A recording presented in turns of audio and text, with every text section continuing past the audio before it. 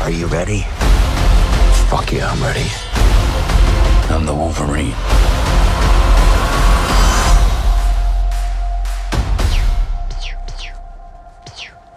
Stop it.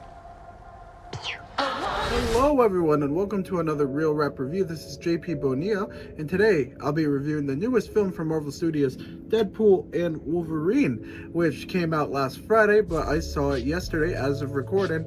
I need to process my thoughts a bit, so that's why I delayed the review, but here we are.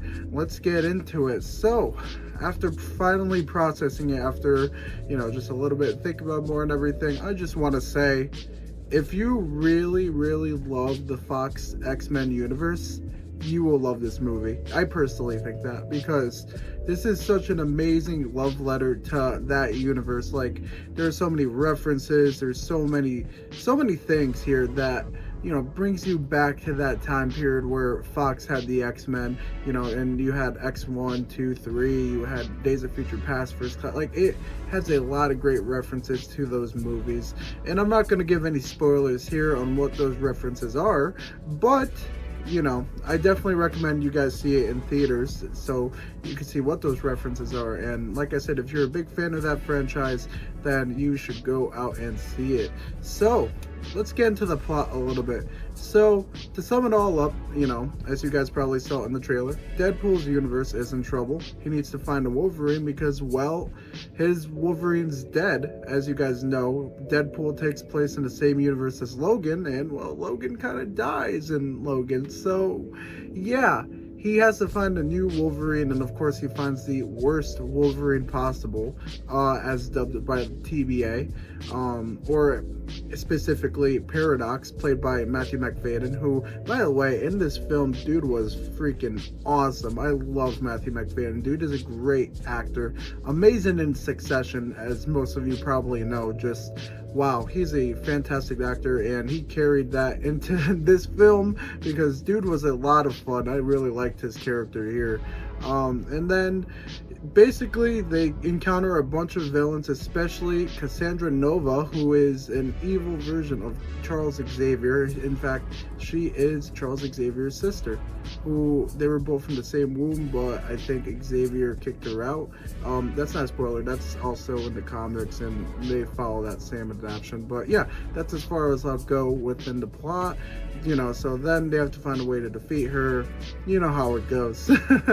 But yeah, I really like Cassandra Nova in this movie. Emma Corrin plays a really good villain, and she was just really cool. Her powers are really cool. She has the same powers as Charles Xavier, essentially, but I feel like she shows a lot more of how dangerous Charles Xavier actually is, because you don't really, because he's such a nice guy and he's cares about mutants and, making humans and mutants come together as one and, live together. But she's the opposite of that. She's just evil. She's just mean. Like, she's the total opposite of Charles Xavier, and she shows the full extent of his powers, that it just shows, like, if he turned the other way, if he became a bad guy, oh man, the world is screwed, because she is like that. It was like, it's scary. And yeah, it also does feature some X-Men cameos that you probably guys saw in the trailer. So you have Pyro, you have Toad. Those are the only ones I'll say, because there's more, but those are the ones that were in the trailer, and they both are in the movie. So yeah. So now for Deadpool and Wolverine's chemistry, the chemistry between Hugh Jackman and Ryan Reynolds, very amazing. Just amazing. They have fantastic chemistry. Like, Deadpool and Wolverine in this film, they gave us a team up that we always wanted, the Marvel fans always wanted, and they did a fantastic job. They both just killed it in their roles. Like, I don't really know anything too bad in this film. I'll mention one bad thing near the end, but yeah, like, they both just killed it. Like I said, Emma Corrin also was great, Matthew McFadden great, everyone else was just great. And as you guys saw in the trailer, X-23 is also in this film, and she was really good. Not in the film for too much, but she was pretty great. And I just really like this movie. As a fan of the Fox X-Men universe, I've I was just really happy with this film. It was a lot of fun, and it brought me back to those films. I grew up watching a lot of them. I mean, pretty much all of them came out for my whole life, you know, except for the first X-Men film, which came out in 2000. But, you know, X-Men Days of Future Past and First Class, Logan, those are like top 5, 10 movies for me in terms of comic book films, and they were just amazing here. Like I said, it was just a great tribute, love letter to the Fox X-Men universe, as well as some other Fox universe stuff too. Just a whole nice tribute to 20th Century Fox. You know, it's still sad that, of course, the brand is no longer here, but they did a great job giving a good tribute to it. It's still here, of course. I mean, like, it's just 20th Century Studios now. They still are releasing movies, but no longer Marvel movies. And, you know, while it's cool to see everyone in the MCU, it's still a little bit sad, of course, because they have made some great films.